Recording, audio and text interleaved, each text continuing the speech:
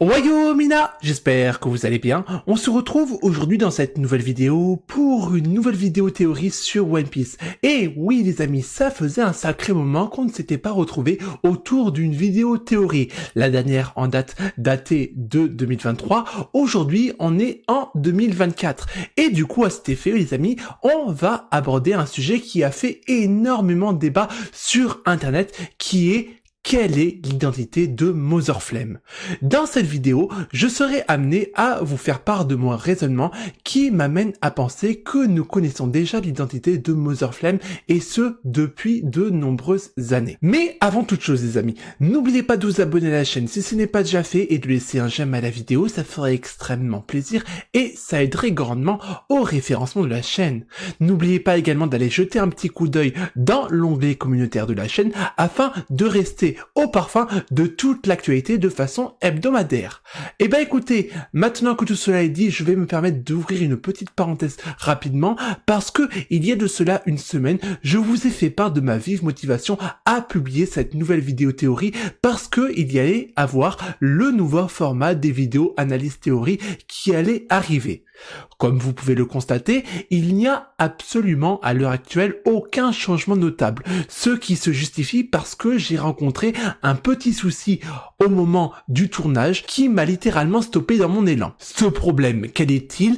C'est tout simplement la qualité du rendu de ma caméra. Parce que les amis, si au moment où je tourne et au moment où vous regardez la vidéo, la mauvaise qualité du rendu de ma caméra n'est pas flagrante du fait que cette dernière soit réduite, c'est une autre histoire lorsque cette dernière est en plein écran. Et pour moi, ça c'était inenvisageable de publier le nouveau format des vidéos analyse théorie avec une qualité de rendu de caméra qui était vraiment, pour ainsi dire, abominable. Voilà, il n'y a pas d'autre mot. Donc, en conséquence, j'ai décidé de décaler le nouveau format des vidéos analyse théorie à plus tard, afin que je puisse régulariser ce petit détail en bonne et due forme. Je tiens néanmoins à remercier ceux et celles qui ont répondu au sondage sur le nouveau format des vidéos qui était présent sur l'onglet communautaire, ça m'a fait chaud au cœur. Maintenant, il faut encore qu'il y ait le nouveau format en question qui arrive sur la chaîne. Et là aussi, je vous tiendrai au courant de l'évolution de la situation dans l'onglet communautaire, comptez là-dessus. Grosso modo, moi je me fixe comme deadline pour résoudre le problème de la qualité de caméra d'ici 2 à 3 vidéos théorie après celle-ci. Voilà, donc ça nous amène grosso modo à une vidéo théorie qui sera axée sur Vivi ainsi que Im-sama. Voilà, donc pour vous teaser un peu ce qui arrivera dans le futur. Bon, c'est un futur lointain, mais c'est un futur quand même. Mais bon, voilà pour ce qui est de la petite parenthèse que je voulais quand même mettre en avant de commencer cette vidéo. C'est à présent achevé et nous allons pouvoir enchaîner avec le sommaire de notre vidéo qui sera divisé en 3 parties différentes. La première partie sera consacrée à faire un récapitulatif de l'ensemble des informations que nous savons à propos de Motherflame et également faire une rapide analyse sur les théories qui existent sur ce dernier qui ont été publiées sur internet. Puis après, on enchaînera avec la deuxième partie de notre vidéo où là, je vous expliquerai mon raisonnement qui m'amène à penser que à l'heure actuelle, nous sommes déjà en mesure de pouvoir deviner à quoi ressemblerait le Motherflame. Et ensuite, en troisième et dernière partie, je serai amené à vous révéler l'identité de ce dernier. Et ben écoutez les amis, le sommaire de notre vidéo étant à présent achevé, nous allons pouvoir commencer dans le vif du sujet. Ah oui, petit détail qui me paraît quand même évident, mais du coup dans cette vidéo on va faire du spoil en liaison avec les différents chapitres. Donc si toi derrière ton écran tu n'es pas à jour au niveau des scans et que tu ne souhaites pas te faire spoil, je t'invite à te réorienter dans la timeline de la vidéo parce que j'aurai notifié les endroits où je spoilerai dans la théorie. Bon et ben écoutez les amis, je crois qu'on est tout bon au niveau de tout ce qui est informatif, introduction, etc. Donc on va pouvoir enchaîner avec la première partie de notre vidéo théorie sur Motherflame. Let's go, c'est parti. À ce jour, beaucoup d'interrogations entourent le Mother Flame et beaucoup de personnes imaginent des théories plus folles les unes que les autres. Certains pensent qu'il s'agirait d'un vaisseau spatial construit par Vegapunk dont on retrouve la similitude dans le logotype de One Piece où l'on voit que la tête de Luffy représentant le I qui pourrait s'apparenter à un ovni. D'autres pensent qu'il s'agirait de God Valley qui se serait élevé dans le ciel en tant que île céleste robotisée, un peu à l'image de ce que nous pouvons voir dans l'anime Beyblade Metal Masters où la citadelle d'Hadès s'est mise à voler. Ou encore d'autres qui pensent que Mother Flame est ni plus ni moins qu'une des 3 armes antiques. Bref. Beaucoup de théories et de spéculations émergent dans l'océan d'Internet et il est tout à fait normal que cela soit ainsi parce qu'on parle d'une arme capable de détruire une île laissant derrière son attaque un énorme trou béant. Pour ce qui est des 3 exemples que je viens de vous citer précédemment, je trouve que les idées sont très intéressantes mais difficiles à mettre en place au regard de ce que nous pouvons observer dans l'œuvre et également en faisant preuve d'une certaine logique. Que ce soit pour l'idée d'un ovni ou de God Valley s'étant transformé en cité robotisée, je serais d'avis de dire que l'une comme l'autre, ce sont des machines qui seraient véritablement énormes, d'une part, et d'autre part, extrêmement difficiles à faire. Je m'explique quand je dis ça, quand on prend en référence la taille d'un ovni, un peu à l'image de ce que nous avons vu dans Independence Day, si on prend ce film en référence, ce dernier serait gigantesque. De plus, ce que nous pouvons voir dans l'épisode 1089 est que le Mother Flame semble également être gigantesque. Or, Egghead n'est pas pour ainsi dire une île énorme. Donc, expliquez-moi comment Vegapunk aurait pu construire quelque chose d'aussi gigantesque au sein de sa modeste île. Lorsqu'on la regarde un peu plus en détail, on peut voir qu'on est loin des îles immenses comme Alabasta, Punk Hazard ou encore Dressrosa.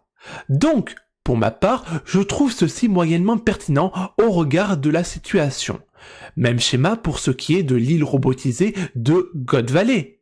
La même île de God Valley qui, somme toute logique, à l'heure actuelle, est détruite, suite aux événements rattachés à l'incident de God Valley. Et mis à part ça, il faudrait encore pouvoir déplacer l'île de God Valley vers Egghead ou encore peut-être Punk Hazard, ce qui relève d'un travail énorme et gigantesque et moyennement pertinent et explicable. De plus, ce genre de machine provoquerait un bruit énorme. Or, on peut remarquer dans l'épisode 1089 que le Mother Flame ne semble pas faire de bruit outre mesure. La seule chose qui soit flagrante à ce stade, c'est que ce dernier développe un énorme halo lumineux de couleur verte, d'où le fait que les habitants de Lulusia aient pu remarquer cette arme dans le ciel. Quant au fait que Mother Flame soit une des 3 armes antiques, ça tient pas vraiment la route dans la mesure où cette arme a justement été construite pour servir de contrepoids aux 3 armes antiques. La présence de cette dernière peut laisser supposer que le gouvernement mondial ne dispose pas de l'une de ces 3 armes antiques, sinon il s'en servirait probablement. Voilà ma réaction aux 3 exemples que je viens de vous citer, mais en définitive, qu'est-ce que nous savons sur le Mother Flame? Aujourd'hui, nous savons encore très peu de choses à propos du Mother Flame, mis à part le fait que ce soit une arme créée par le Dr Vegapunk, au même titre que les Séraphins, et que cette dernière soit capable de détruire une île tout entière. La première apparition de cette arme figure dans le chapitre 1060 et dans son adaptation de l'épisode 1089. Seuls Im-sama et le Gorosei sont en mesure de faire usage de cette arme aux conséquences catastrophiques. En effet, l'utilisation du Mother Flame provoque plusieurs catastrophes climatiques comme l'augmentation du niveau de la mer, ce qui a provoqué la disparition de nombreuses îles submergées par la montée des eaux. Voilà pour ce qui est des informations que nous savons à l'heure actuelle à propos du Mother Flame. En dehors de ça, on ne sait rien sur les capacités de ce dernier, ni comment il a fait pour générer les énormes rayons laser destructeurs qui ont provoqué l'annihilation du royaume de Lulusia. Cela dit, si on adopte une certaine logique, on peut déjà trouver des éléments de réponse qui pourraient nous dire ce à quoi ressemblerait le Motherflame. À présent, ça va devenir très intéressant puisque nous allons enchaîner avec la deuxième partie de notre vidéo.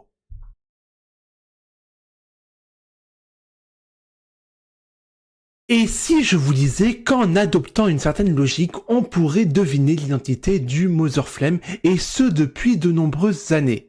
Vous me direz probablement que je suis complètement toqué, mais n'oublions pas que nous parlons d'Eiichiro Oda, dit la masterclass du foreshadowing. On en a encore eu l'exemple il y a de cela 2 semaines, lors de la lecture du chapitre 1106. D'ailleurs, personnellement, moi je l'avais pas vu venir, mais le sensei nous a encore prouvé qu'il sait gérer son œuvre au millimètre près. L'idée de base de cette théorie vous permettra de découvrir des détails qui ne sont pas dénués de bon sens. Si vous le permettez, nous allons remonter le temps et revenir au 25 août 1999. L'équipage vient de quitter Lockton et se dirige vers Grand Line en s'apprêtant à franchir Rivers Mountain.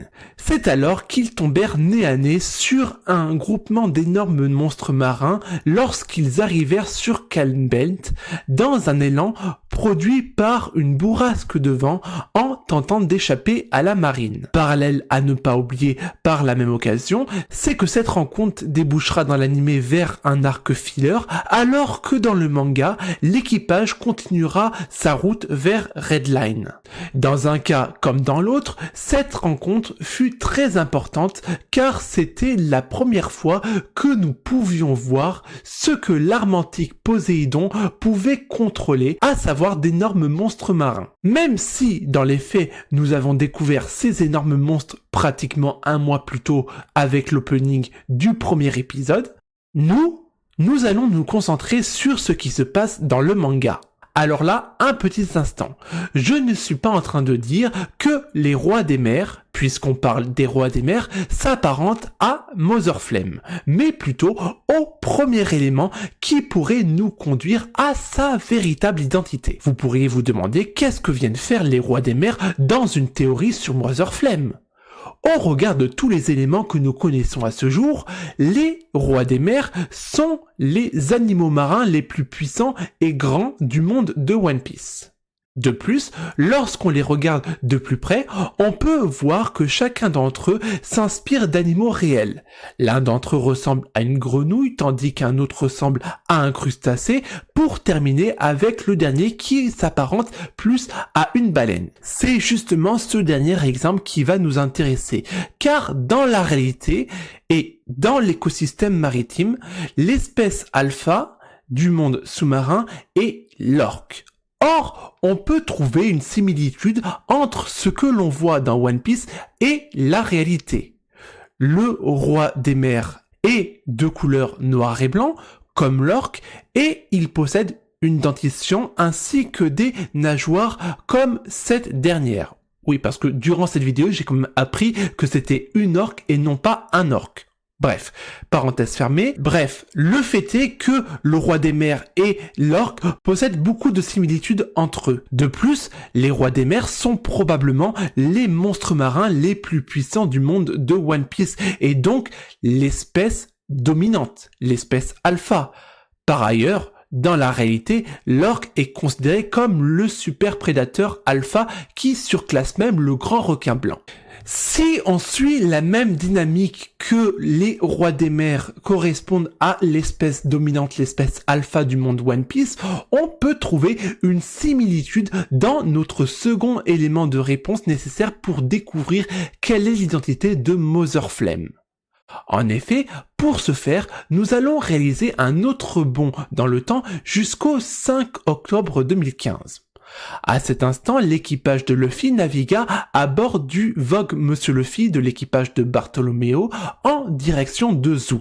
Et c'est au chapitre 802 que nous apprenons l'existence de l'île de Zou posée sur le dos d'un énorme éléphant âgé de plus de 1000 ans. Là, normalement, vous devez vous demander quel est le rapport entre les rois des mers et Zunesha. Rappelez-vous, il y a quelques minutes, je vous disais que l'un des rois des mers s'apparentait à une baleine et donc par définition à l'orque dans la réalité qui est l'animal dominant de son écosystème. Si on part du principe que l'un des rois des mers reprend les mêmes caractéristiques que l'orque qui est considéré comme l'espèce dominante du monde sous-marin, à votre avis, où se placerait Zunesha et, par conséquent, l'éléphant dans la hiérarchie de puissance des animaux terrestres, même si ce dernier vogue à travers l'océan? Si on part du principe que d'un côté nous avons les rois des mers qui représenteraient l'espèce alpha dominante de l'océan et de l'autre Zunesha qui représenterait l'espèce alpha dominante du monde terrestre, on retrouverait une énorme ressemblance, similitude entre les deux écosystèmes. Disons-le clairement, que ce soit dans One Piece ou dans le monde réel, l'éléphant est l'animal terrestre le plus gros du monde et probablement l'un des plus forts qui soit. Là, je pense que vous commencez à entrevoir là où je veux en venir en abordant le sujet des rois des mers et de Zunesha. Si on suit cette même logique, après les rois des mers et Zunesha, qui seraient respectivement les espèces dominantes de leur propre écosystème, à savoir le monde terrestre et le monde sous-marin, qu'est-ce qu'il nous resterait? La réponse, mes chers amis, est très simple. Il nous resterait le ciel et paradoxalement, le ciel est en liaison directe avec Marie-Joise et aux dernières nouvelles, Mother Flame est une arme céleste, une arme qui évolue dans le ciel. Donc, pour synthétiser, si on suit la logique où chaque écosystème posséderait sa propre espèce alpha, sa propre espèce dominante, Mother Flame pourrait être l'espèce alpha vivant dans le ciel. La grande question reste, quelle est son identité? C'est dans la troisième et dernière partie que je serai amené à vous révéler quelle est l'identité de ce dernier.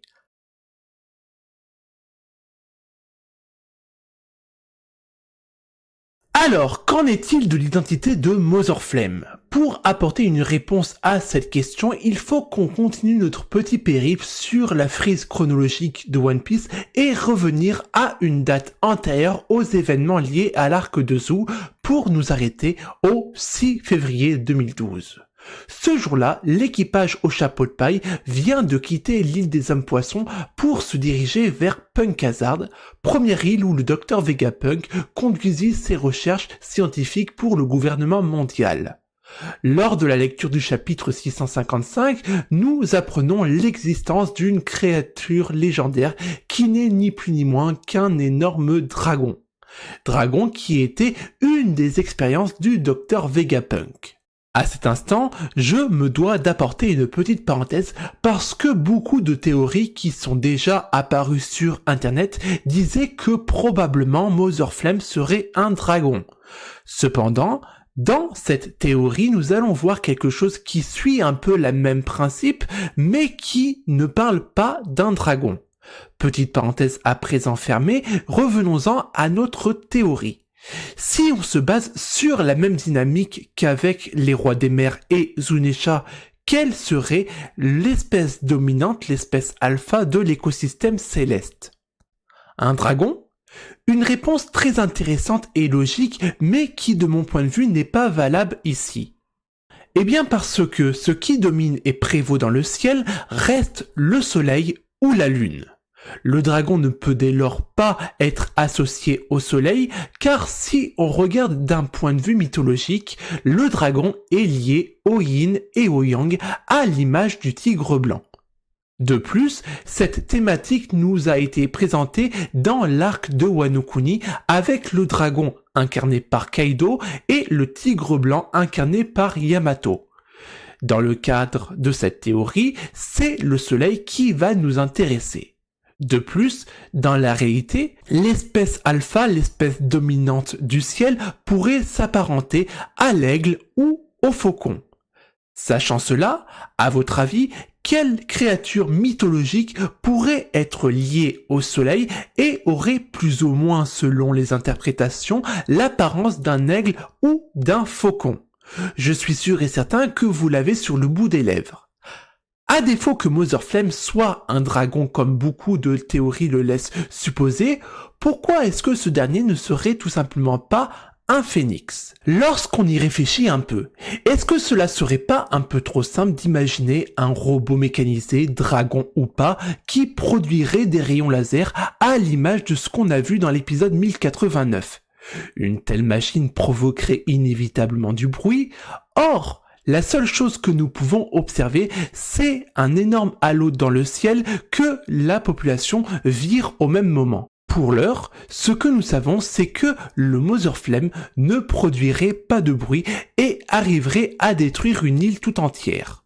Autre élément qui me permet de dire qu'il ne s'agirait pas d'une machine, c'est que le gouvernement mondial a ordonné le Buster Call pour détruire l'île futuriste.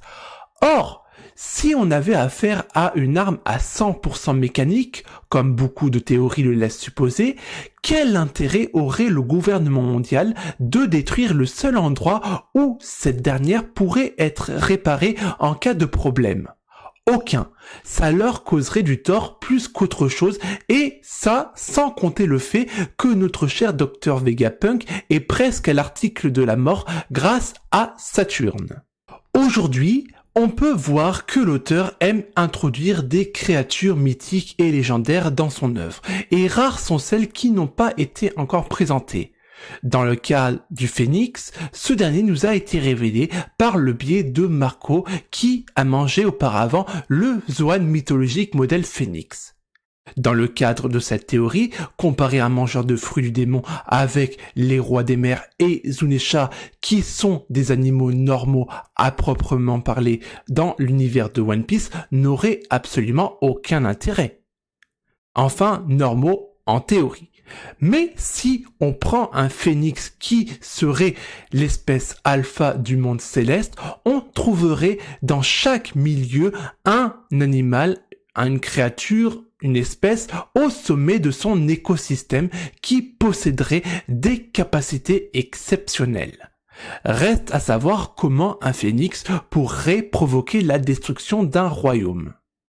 Pour savoir comment, il faut revenir au chapitre 685 alors que nous apprenons que le Dr Vegapunk a réussi la prouesse de créer un fruit du démon. Plus tard, dans l'arc de Punk Hazard, nous découvrons que César Clown donna à son Smiley le Sarasara no Mi modèle Axolot.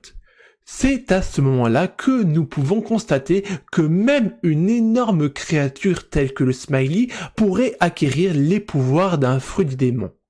En outre, qu'est-ce qui se passerait si un phénix ordinaire mangea un fruit du démon créé par le Dr Vegapunk? Pour peu que ce dernier renferme un pouvoir extraordinaire permettant au phénix d'avoir une puissance de feu inégalée, on aurait un oiseau légendaire doté des pouvoirs d'un fruit du démon, le rendant à la fois capable de détruire une île tout entière, mais aussi de pouvoir se mouvoir sans faire de bruit et pouvant utiliser des attaques surpuissantes à l'image de ce que nous avons vu lors de l'annihilation du royaume de Lulusia. Il va sans dire que ce que nous avons vu dans l'épisode 1089 est pareil à une force de frappe inégalable jusqu'à présent. De plus, on peut très bien imaginer que le gouvernement mondial possède l'encyclopédie des fruits du démon, élément que l'on découvre dans le chapitre 840 et dont on a entendu parler lorsque Marshall D. Teach reconnut le Yami Yami no Mi alors à ce moment entre les mains de Satch. Ce qui leur permettrait de rechercher, sélectionner et trouver les meilleurs fruits du démon pour leur arme. Au final, le Gorosei pourrait très bien demander à Vegapunk de créer un fruit du démon qui serait une convergence de plusieurs fruits en un seul. Ce qui, par définition, donnerait naissance au plus puissant des fruits du démon jamais existés. On lui donnera ainsi, dans cette théorie, le nom de fruit originel. Vous pensez au fait que ce que je viens de dire n'est absolument pas possible car personne ne peut posséder plusieurs pouvoirs sous risque d'en mourir. N'oubliez pas que dans cette théorie, on parle d'un phénix. Ce n'est pas n'importe quel type d'être vivant. Et si jamais cela ne vous suffit pas, il reste toujours le cas Marshall D. Teach au cas où vous l'auriez oublié. Une créature légendaire telle que le phénix associée à un fruit du démon surpuissant pour faire de ce dernier le Mother Flame, capable de rivaliser avec la puissance des armes antiques. Vous pensez que l'idée est délirante, mais lorsque l'on regarde ce qu'a fait Oda au cours de son manga, entre autres faire manger un fruit du démon à un objet, ce que je suis en train d'évoquer est plutôt normal, dirions-nous, comparé à ça. D'ailleurs, en y repensant, il faudra qu'on nous explique comment un canon peut manger un fruit du démon.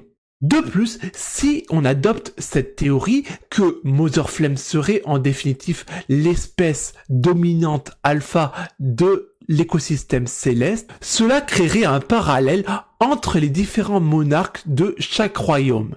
Il faut pas oublier que les principaux monarques peuvent dialoguer avec les espèces alpha de chaque écosystème en utilisant la voix de toute chose.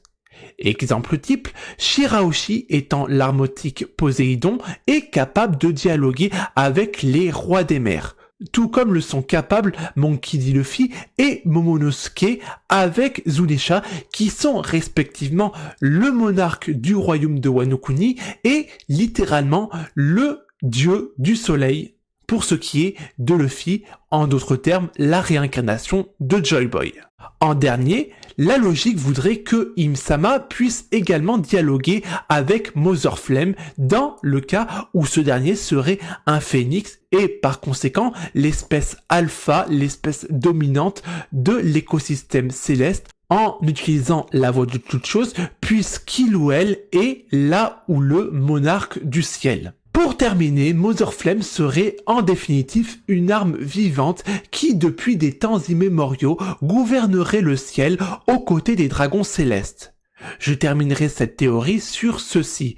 Si on adopte ma théorie, au final, nous aurions une espèce alpha, une espèce dominante associée à chaque écosystème répondant aux ordres de chaque roi légitime. Du côté de l'océan, nous aurions les rois des mers qui serviraient la reine de l'océan telle que Shirahoshi, qui est l'arme antique Poséidon. Du côté de la terre, nous retrouverions Zunisha, qui serait l'allié de Joy Boy et de Momonosuke, qui seraient les monarques légitimes des royaumes terrestres. C'est d'autant plus vrai que maintenant Luffy joue son rôle en tant que réincarnation de Joy Boy. Et à côté de cela, on aurait le phénix qui serait l'espèce dominante alpha de l'écosystème céleste qui pourrait être également le serviteur de Im qui est légitimement la monarque du royaume céleste qui est littéralement marie-joise. Nous retrouverions au final 3 espèces dominantes alpha dirigées par les 3 souverains légitimes de leur propre royaume. Le royaume sous-marin, le royaume terrestre et le royaume céleste. Tous gouvernés par Shirahoshi pour l'océan, Joy Boy, Luffy et Momonosuke pour le royaume terrestre et Im-sama pour le royaume céleste. Bien les amis, nous arrivons au terme de cette vidéo théorie et du coup, à cet effet, nous allons tout doucement devoir refermer l'overlay secondaire et revenir sur l'overlay traditionnel. Let's go, c'est parti, me revoilà. J'espère que vous aurez passé un agréable moment en ma compagnie. Nous, on est amenés à se retrouver dans une prochaine vidéo. D'ici là, portez-vous bien et surtout les amis, n'oubliez pas l'essentiel. Jané.